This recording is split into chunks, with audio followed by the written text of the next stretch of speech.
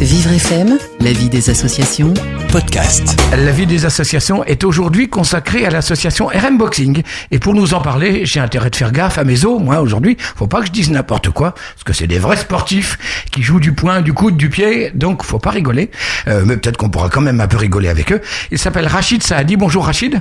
Bonjour. Rachid, vous êtes le responsable, vous êtes le créateur du club RM Boxing et vous êtes son responsable aujourd'hui, depuis sa création en 1992.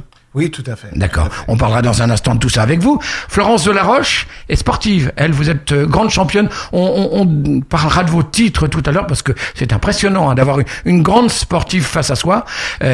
Florence Delaroche, bonjour. Bonjour. Dans un instant, vous allez nous parler du Muay Thai parce que c'est ainsi que, c'est votre spécialité, le Muay Thai. Mais absolument. Avant de parler de tout ça, avant de parler du club RM Boxing, moi je me retourne vers Katia Marouani. Bonjour Katia. Bonjour Benjamin. Responsable de la fondation WFS, fondation d'entreprise WFS. Et moi, je voudrais qu'on parle de votre actualité parce que si justement Rachid Saadi et Florence Delaroche sont avec nous, c'est grâce à vous.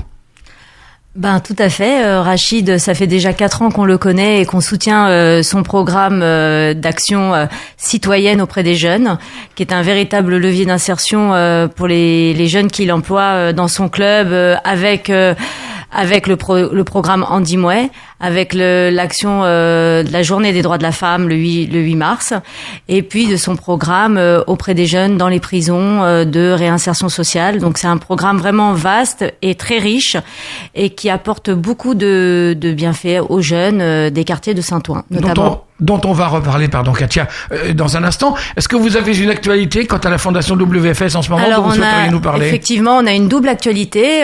Nous soutenons pour la 3e année le festival d'Auvers-sur-Oise qui s'ouvre le 11 juin prochain jusqu'au 8 juillet. Donc on a pas mal d'associations qui vont se rendre là-bas à Auvers-sur-Oise les dimanches de juin pour un programme d'excellence de musique classique. Donc on pousse vraiment les jeunes à entrer dans les églises, à assister à de la belle musique. Donc il nous reste encore quelques places. Vous pouvez encore appeler la fondation aujourd'hui, notamment pour le programme du 19 juin. Il nous reste encore de la place. Mmh. Et puis notre deuxième actualité, c'est aussi un partenariat qu'on a avec le Musée de l'Histoire de l'Immigration autour de l'exposition Frontières qui se termine le 3 juillet. Mais les places sont encore valides jusqu'à fin d'année où il y aura 2 belles expositions, notamment sur l'immigration italienne. Donc si ça intéresse les jeunes de s'y rendre, on offre des billets pour ce programme jusqu'au 31 décembre. Donc voilà, c'est encore une fois l'accès à l'éducation artistique, c'est pour nous une priorité à la Fondation WFS. Alors soit on téléphone à la Fondation WFS, soit on envoie un mail, quelque chose comme ça. On va sur le site de l'association de la Fondation d'entreprise. Alors le site n'est pas encore en ligne puisqu'on a un nouveau site qui va s'ouvrir au mois de juin normalement. Tout beau, tout nouveau. Vous nous en parlerez. Voilà, tout beau, tout nouveau. On est dans les dernières finitions avec Madame Gondolfo et donc il faut appeler à contact@fondationwfs.aero ou bien au 01 53 43 25 93. De toute façon, à partir du moment où on vous contacte, de toute façon, vous redonnerez les coordonnées. Contact @fondationwfs.aero. Les choses sont dites. Merci Katia. Merci. Alors vous savez que l'actualité, ça presse aussi parce que RM Boxing a une belle actualité. Mais d'abord, Rachid, peut-être que ce serait bien, Rachid Saadi, ce serait bien que vous nous disiez 1 à 2 phrases sur ce qu'est ce club RM Boxing. Alors, tout d'abord, je tenais à vous remercier aussi de nous avoir, j'ai oublié de vous le dire quand même, de nous avoir invités à à l'émission radio Vivre FM 93.9. Joli. Je continue, j'arrête. Non, c'est bon. Ah ouais, continuez, allez-y. Et je remercie aussi WFS, grâce à eux, ils nous ont permis de venir aujourd'hui justement pour pouvoir discuter de ce qu'on fait, des actions qu'on fait. Donc, c'est une association qui a été créée en 1992.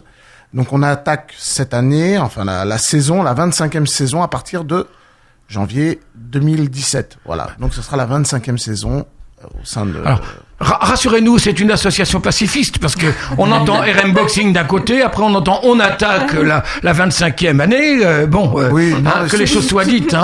C'est une association entièrement pacifiste. Oh mais tout à fait, tout à fait. On est là pour inculquer des valeurs aux jeunes de quartier. Ouais.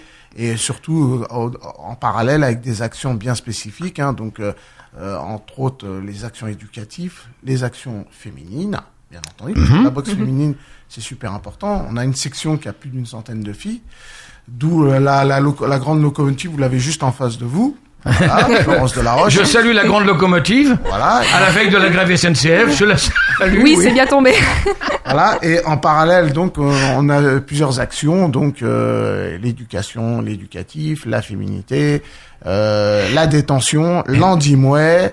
Et tout ça, ça peut se défendre au travers des sports que vous défendez. Vous parliez du pacifisme, enfin vous parliez des valeurs citoyennes, et vous parliez du féminisme, et pourtant c'est du sport qui est un peu. On peut dire que c'est un sport violent. Enfin, le RM Boxing, dans RM Boxing, j'entends boxe. Est-ce qu'on parle boxe?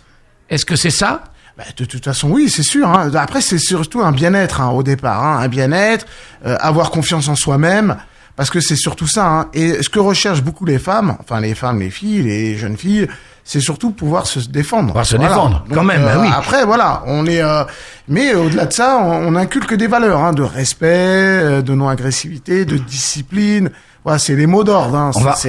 On va voir comment vous défendez ces valeurs, mais moi je voudrais qu'on laisse un petit peu le mot à Florence Delaroche. Alors Florence Delaroche, je le disais, c'est une grande sportive. 3 fois championne de France. Je lis, parce que je risquerais de me tromper. 3 fois championne de France. Alors de Muay Thai, c'est ça? De Muay Thai, effectivement. 3 fois championne. Non, pardon, 1 fois championne d'Europe. Oui. 2 fois vice-championne du monde, effectivement. De Muay Thai et kickboxing. Voilà. C'est ça. J'ai fait sur les 2 tableaux. Rien que ça. Et c'est déjà pas si mal. Alors, je trouve aussi, oui, c'est... Alors, justement, que vient faire une femme? Alors, j'entends bien, c'est pour se défendre. Ces sports-là sont également des sports qui sont faits pour la défense, parce que, malheureusement, aujourd'hui, il faut pouvoir se défendre. C'est comme ça. Et, outre la défense, il y avait quelque chose qui vous a appelé, justement, vers ce type de sport, Florence? Alors, effectivement, au tout début, ma première motivation, effectivement, c'est le self-défense, je ne cache pas. Parce que je trouvais qu'il était important pour une femme de bien savoir se défendre. Bon. Puis en plus, ça permet de bouger tout le corps. Enfin, j'ai trouvé que c'était un sport très complet. Au-delà de ça. Et alors, au-delà de cela, comme je le disais tout à l'heure, c'est vraiment la culture thaï aussi qui m'a beaucoup plu. Quand je me suis vraiment intéressée à ce sport, j'ai vu tous les à côté, on va dire, de cette culture ancestrale qui est vraiment primordiale pour les Thaïlandais et qui arrivait dans les années 80 en France et qui inculquait vraiment c'est tout ce qui est respect, promotion du bien-être. C'est vraiment toutes les valeurs que mon entraîneur a dit tout à l'heure. Ça ne sont pas que des sports dédiés au self-défense. Non, voilà, c'est ça. Ce qui serait déjà pas mal, mais ça n'est pas que ça. On peut même parler de art martial, peut-être plus que comme sport de combat. Parce que quand vous regardez du côté de la Thaïlande, c'est vraiment ça, quoi. Tout un peuple est vraiment derrière et ça englobe vraiment au niveau culturel, c'est beaucoup plus qu'un sport pugilistique, on va dire. À présent que les choses sont posées, si vous le voulez bien, dans un instant, on va s'attacher à parler de l'actualité parce qu'il y a une grande manifestation, un grand événement que vous préparez le 5 juillet prochain, si vous le voulez bien. On va laisser passer une pause musicale. Ne me dites pas non parce que j'ai pas les armes pour me défendre. Une pause musicale sur Vivre FM et on revient juste après pour continuer à parler de votre actualité, de l'actualité de RM Boxing sur Vivre FM. La vie des associations, jusqu'à 11h sur Vivre FM. La vie des associations reçoit aujourd'hui l'association RM Boxing, représentée par Florence Delaroche, multititrée. On reparlera effectivement du parcours de Florence et de ce qu'elle va faire lors de cette manifestation du 7 juillet. Mais d'abord, place à Rachid Saadi. Rachid Saadi qui est le créateur, le fondateur de RM Boxing, Carole. Oui, Rachid, vous êtes le créateur, le fondateur de ce club et vous pratiquez le handi Muay Thai. Donc, est-ce que c'est vraiment très proche du Muay Thai? Est-ce qu'on peut... Il y a des aménagements, oui. Voilà, tout à fait. On aménage en fin de compte c'est une discipline qui est on est novateur, donc il y a personne qui vous l'a l'avez fait. Créé. Ouais, créé. On s'adapte en fonction des différents handicaps des personnes. Voilà, il y a certaines personnes qui peuvent pas utiliser leurs mains, il y en a d'autres qui peuvent pas utiliser leurs pieds, donc on s'adapte. On fait un petit mélange, le but c'est surtout qu'ils puissent se retrouver autour d'un ring. Donc on fait ça autour d'un ring, c'est un ring gonflable. Donc, un ring gonflable. Ouais, tout à fait. Donc on les met à l'intérieur et vous savez quelle joie ils ont pu avoir de se retrouver dans un ring parce que c'est pratiquement du impossible. Un ring normal sur un sur des handicapés, c'est très très difficile. C'est le contraire des handicapés sur un ring normal. Voilà. Oui. Et donc Parce que là, on explique que ce sont beaucoup de personnes en fauteuil roulant. Donc on ne peut pas les monter sur un ring, c'est beaucoup trop lourd. Donc vous avez un petit ring gonflable et un petit ring, c'est un grand ring qui fait 6 mètres sur 6. Donc et vous levez le gonflable. Voilà, tout à fait. On faire passer lève le ring. Donc d'une main, vous pouvez le soulever, le ring. Il y a aucun problème. Et on les passe à l'intérieur. Donc voilà, c'est déjà c'est la première partie de l'événement. Donc on les rentre à l'intérieur du ring. Ensuite, en fonction de leur handicap, donc il y en a certains qui peuvent mettre des gants et d'autres pas. Donc ceux qui peuvent pas mettre de gants, on leur fait plutôt travailler les jambes ou les genoux. Et ceux qui peuvent travailler avec les poings, on travaille les poings. Bien entendu, c'est vraiment quelque chose, on s'adapte en fonction de leur handicap. Voilà, c'est surtout important. C'est-à-dire que visuellement, on les imagine sur leur fauteuil en train de donner des coups de pied ou des coups de genoux. Exactement. Pas des coups de fauteuil, c'est interdit. Non. Non, ça, on va dire, on s'adapte et ils s'adaptent à nous. Voilà. En fonction de ce que ils veulent travailler, on les fait travailler. Et donc ça leur alors ça, c'est des choses qu'on fait depuis plus de 4 ans déjà, donc plusieurs actions dans l'année, plus ou moins à grande échelle, moins grande échelle. Et voilà quoi. Près du micro, s'il vous plaît. Alors, ouais. Alors, paradoxalement, vous vous intéressez pour l'instant aux personnes handicapées, lourdement handicapées des membres inférieurs ou des membres supérieurs. Est-ce que vous avez tenté de faire la même chose, le handi Muay Thai, avec des personnes aveugles, avec des personnes sourdes et muettes, pourquoi pas, enfin avec des personnes qui ont des handicaps sensoriels? D'accord. Écoutez, c'est dans la boucle. C'est pas rentré dans l'oreille d'un sourd tout à l'heure. Mais par contre, c'est vrai que ça, on en est vraiment très friand. Nous. En tous les cas, votre réponse est entrée dans l'oreille d'un aveugle. Ça déjà. Voilà. Pas si mal. Mais en tout cas, c'est une bonne question. Je pense qu'on va pouvoir par la suite, puisque au départ, on nous avait dit que c'était pratiquement du impossible en le faisant avec des lourdement handicapés, et on a réussi à le faire. Donc ça, je pense que ça ne posera pas de problème. Et envisager aussi avec des personnes handicapées intellectuelles, pourquoi pas, handicapées mentales? Pourquoi pas. Ça pourrait. Alors on le fait. D'accord, vous le faites déjà. On le fait déjà. Alors moi, j'aimerais quand même qu'on revienne à cet événement du 5 juillet prochain au parc de la Villette. Oui. Qu'est-ce qui va se passer précisément? Ça va être une journée avec différents. Bon, alors il y aura pas que de la boxe. Nous, on aura notre atelier boxe handi Muay, et il y aura d'autres associations, donc l'APF. Bon, l'APF qui est un peu le guide, puisque ils viennent tous pratiquement de l'APF, donc les handicapés. Et en parallèle, il y aura L'Oréal qui donnera, grâce à l'intermédiaire de plusieurs bénévoles, je crois qu'il va être une vingtaine, une trentaine de bénévoles, ce jour-là, qui vont nous aider à créer cet événement. Alors ça va être des prestations qui vont être données par des champions déjà, ce vont être également des initiations qui pourront être ouvertes à tous. Comment vous voyez l'événement? Alors l'événement, ça va être surtout pour ces handicapés. Donc après, il y aura pas mal de gens de l'extérieur, je pense, puisque ça va se faire dans un parc, qui viendront jeter un œil. Et bon, l'avantage dans des actions comme ça, c'est que ça permet il y a beaucoup de bouche à oreille. Et depuis 2012, la première action qu'on avait fait, ça a fait quand même boule de neige. Il y a eu pas mal de responsables d'associations qui nous ont contactés, qui étaient très surpris des actions qu'on faisait. Voilà. Des personnes en fauteuil peuvent venir vous voir ce jour-là et s'initier à l'handi Muay? Tout à fait. On est ouvert vraiment à tout, nous. Au contraire, plus on est, mieux c'est. Voilà. Florence Delaroche. Oui. Vous allez participer à cet événement du 5 juillet? Oui, effectivement, avec plaisir, parce que étant en plus concernée par le problème du handicap, parce que j'ai quelqu'un de ma famille également qui est handicapé, donc pour moi c'est vraiment un plaisir de donner du bonheur en fait aux handicapés au sens large, quoi. Ce sera vraiment un très grand honneur pour moi de participer à cette grande. Votre vision du handicap, elle a évolué justement à partir du moment où ont été reçus dans le cadre de RM Boxing des personnes handicapées pour cette nouvelle, on peut parler d'une nouvelle discipline sportive qu'est le handi Muay? Il est vrai que j'ai vraiment vu autour de ces personnes un très grand développement, même personnel. Je veux dire, c'est quand je vois le bonheur dans leurs yeux, c'est là que j'ai compris vraiment le côté affectif et ça revient aux valeurs que je vous disais là, et c'est vraiment pour ça que pour moi c'est très très important maintenant d'être avec eux. Et bon, comme je vous le disais aussi, étant habituée moi-même à être avec des handicapés un peu plus souvent peut-être que la moyenne des gens. Bon, personnellement, moi mon regard n'a pas changé parce que je connaissais déjà très bien depuis le début. Donc, vous saviez déjà. Moi, j'évolue largement avec eux déjà à la base, on va dire, parce que étant prise par le sujet, on va dire.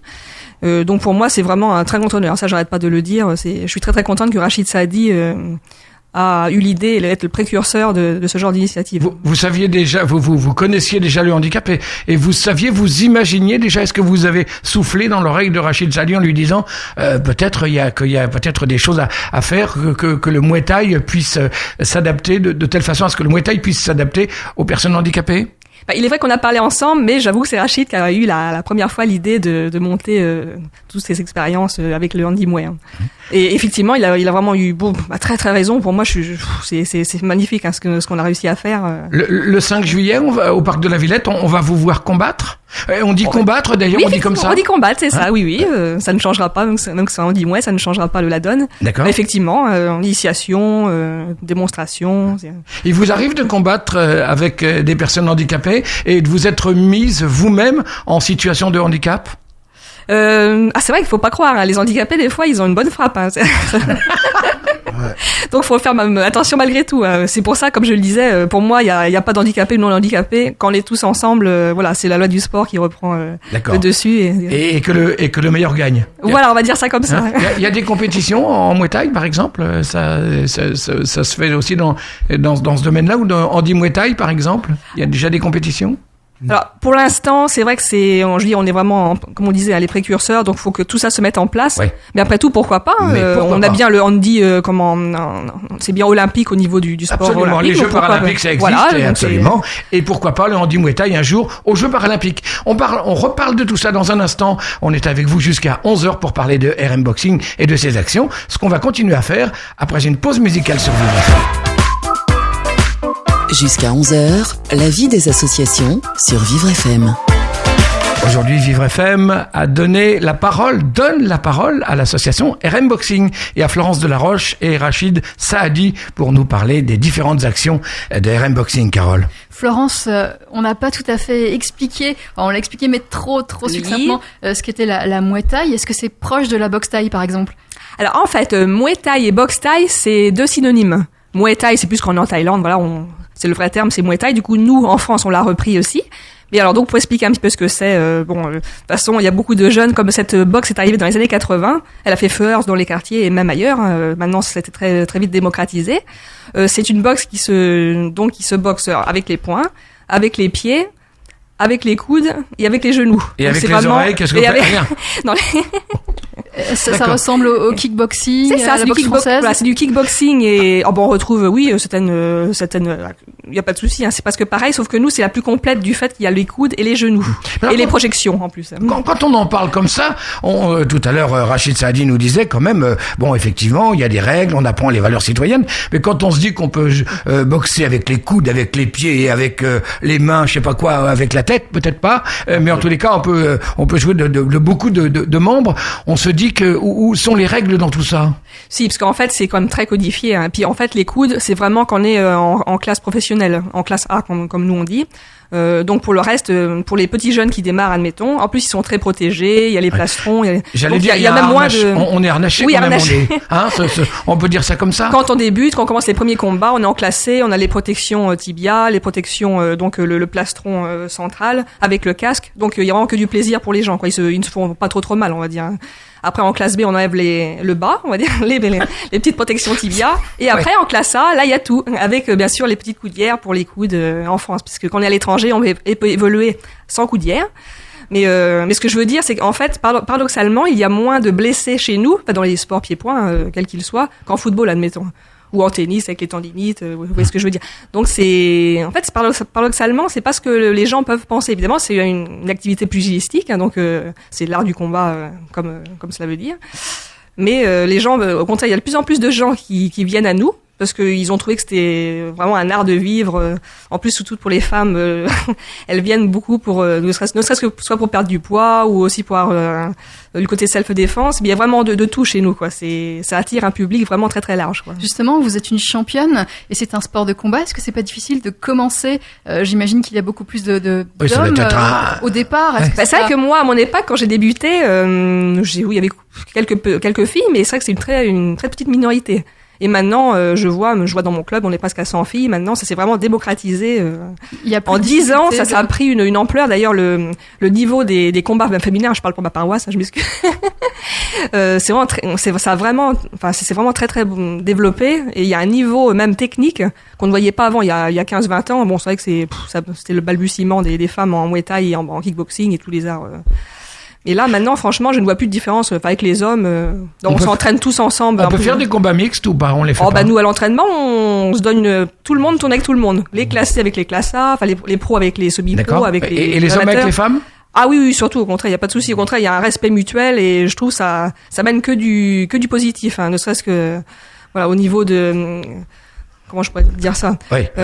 Chacun, il y a plus les préjugés tombent, en fait, parce qu'ils s'aperçoivent que nous, en plus, on travaille, on est vraiment dans le travail, on montre qu'on veut ils nous voient très très motivés, les garçons, donc ils se disent, ah ouais, disons quand même. Ils sont acceptés. À ce niveau-là, ils sont acceptés. Voilà, c'est une école de la vie, hein. Voilà, c'est pas qu'un sport, c'est comme il disait. Voilà. Justement, on en vient à ces différentes actions. Vous avez dit le mot juste, l'expression juste. Voilà. Rachid, c'est l'école de la vie.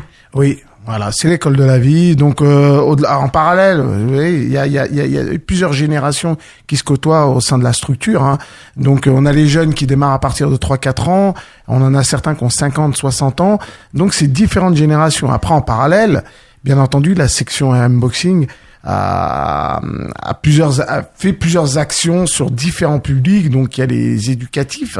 Les éducatifs, comme elle le signalait Florence, dans le cadre des compétitions, c'est très très très surveillé, donc on n'a pas le droit de taper fort, ça va juste à la touche, c'est justement pour que les jeunes puissent s'exprimer. C'est compliqué le fort et le pas fort quand même, il faut savoir l'expliquer. Ça. Au départ oui, c'est très dur. Hein. Au départ c'est dur, mais après à force, vous savez qu'on inculque à force de faire des répétitions sur certaines choses, et on apprend justement à se canaliser, et c'est ça là le but. C'est l'important. C'est de se pouvoir se canaliser.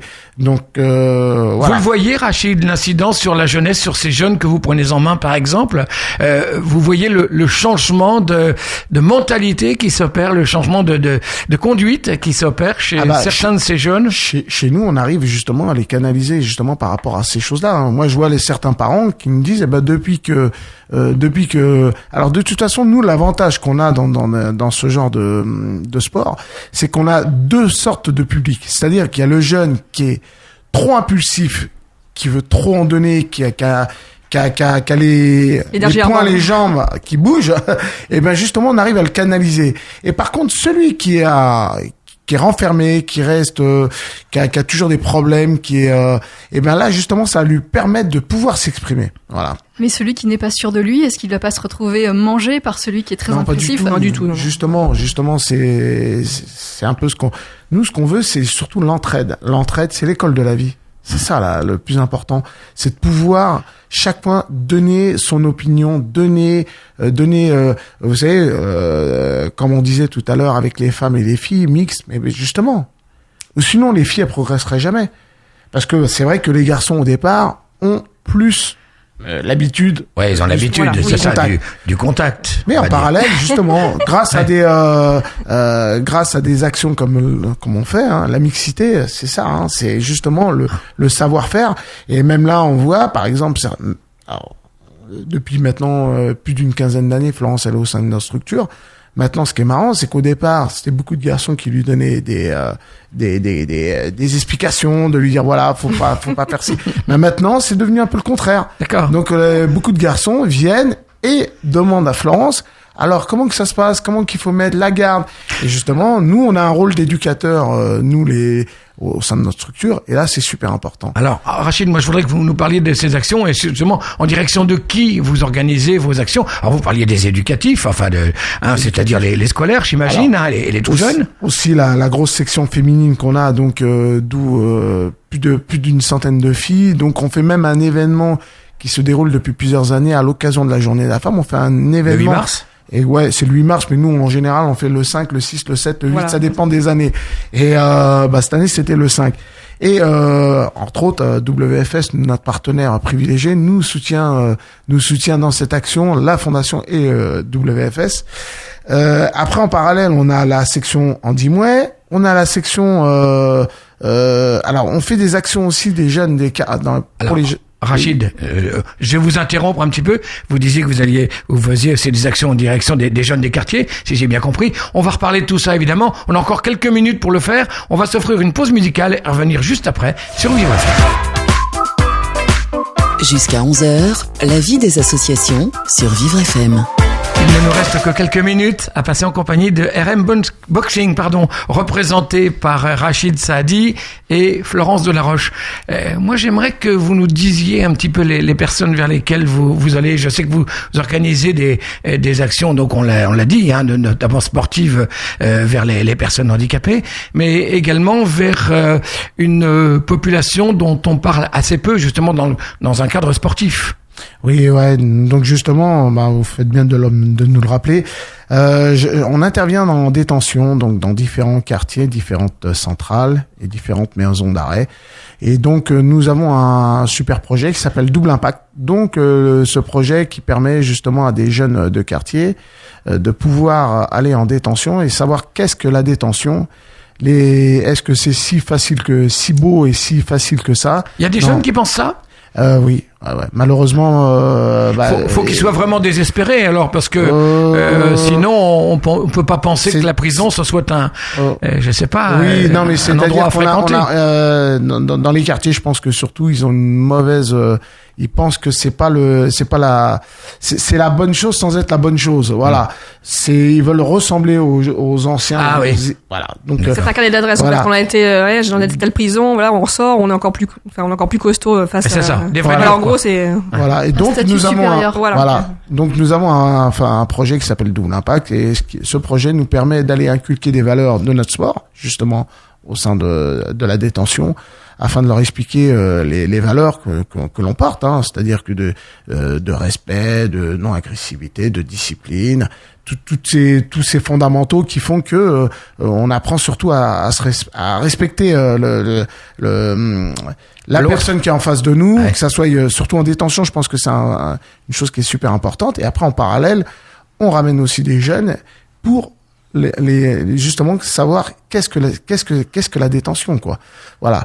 Et donc il y a des temps de parole avec tout d'abord on leur inculque nos valeurs, donc en leur faisant les différentes techniques, il y a du sport, donc on fait toute la matinée du sport, et ensuite l'après-midi, c'est un échange de paroles avec les détenus et les jeunes de quartier. Donc ça leur permet un peu de savoir qu'est-ce que la détention. Et surtout les mauvais côtés de la détention, parce qu'ils pensent que c'est des super bons côtés, mais quand ils s'aperçoivent qu'on est là-bas, ils s'aperçoivent que c'est vraiment c'est pas du tout ce qu'on leur c'est pas tous les jours dimanche. Voilà, exactement. Voilà. Et quelle image ont ces jeunes quand ils sortent justement de ils sont refroidis. Ils sont refroidis, baissent la tête. Ils prennent conscience vraiment de la réalité de la vie, quoi. C'est que vous savez, quand vous rentrez en détention, vous avez 15 portes blindées et que l'une derrière l'autre claque et ça fait un bruit effroyable, là, ça vous fait penser à quelque chose. Donc là, c'est vrai que au départ, c'est avec beaucoup de sourires qu'ils partent. Et quand ils reviennent, c'est avec beaucoup de... C'est aussi avec beaucoup de sourires qu'ils reviennent, cela dit, parce qu'ils disent... Oui, on est content on n'y est pas. Voilà, exactement. Voilà. Donc ça leur permet aussi d'ouvrir les yeux, quoi. Quant aux détenus, justement, alors, ces détenus, vous leur faites faire du Muay Thai ou pas? Bien sûr. C'est un peu... Alors, c'est pareil, on pourrait penser que c'est paradoxal, On est dans un milieu où, effectivement, la violence est de mise. vous avez raison de préciser, hein. Mais après, justement, en faisant un passage à nous, enfin, en leur inculquant justement nos valeurs, mais ils arrivent à justement à se stabiliser,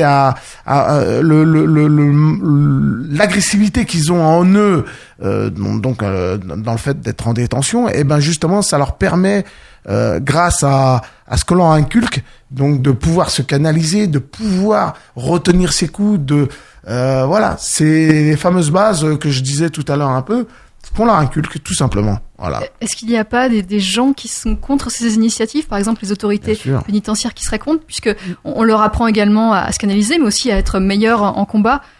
Alors justement lié au-delà de ça, en détention, ils se sont aperçus quand même que tout dépendait de la façon dont on leur inculquait ces valeurs. Voilà, tout simplement.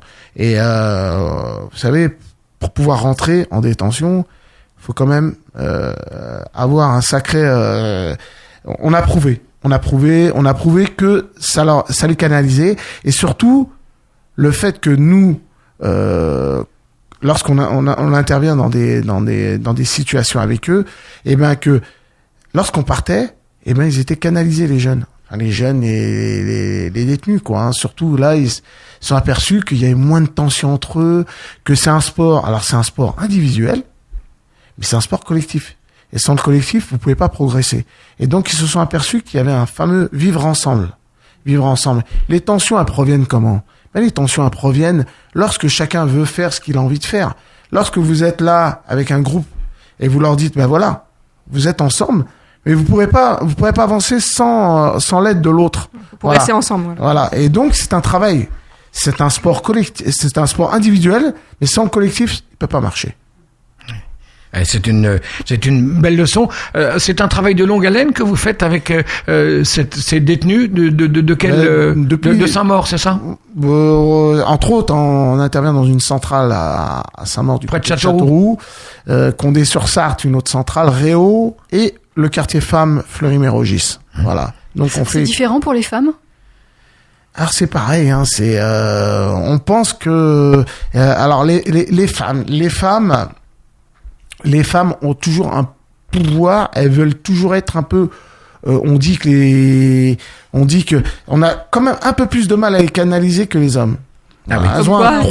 C'est bien ce qui me semblait, finalement. Bon. Elles ont un trop plein d'énergie. Et justement, ça leur fait du bien. Rachid, vous reviendrez un jour avec Florence, hein. J'espère bien. Vous reviendrez tous les deux et vous continuerez de nous parler de RM Boxing, parce que je suis sûr qu'on n'a pas tout dit, on s'en fout. Si l'on veut en savoir davantage, on se souvient de la fête, de cet événement qui aura lieu le 5 juillet prochain au parc de la Villette. On garde ça bien en mémoire. Et puis, si l'on veut en savoir davantage sur RM Boxing, comment procède-t-on? Alors, site internet? Alors, on a un site internet qui s'appelle www.rmboxing.com. Très bien. On a notre page Facebook RMB Team of Champions ou Club RM Boxing. Ou sinon sur Twitter aussi. De toute façon, on tape sur un moteur de recherche RM Boxing et forcément, sans se battre beaucoup, on va trouver votre association. Merci Rachid Saadi, merci Florence Delaroche. Merci aussi à Vivre FM et surtout à WFS, notre partenaire. Merci également Katia Marouani et Jaya Gandolfo d'être venus nous prêter main forte.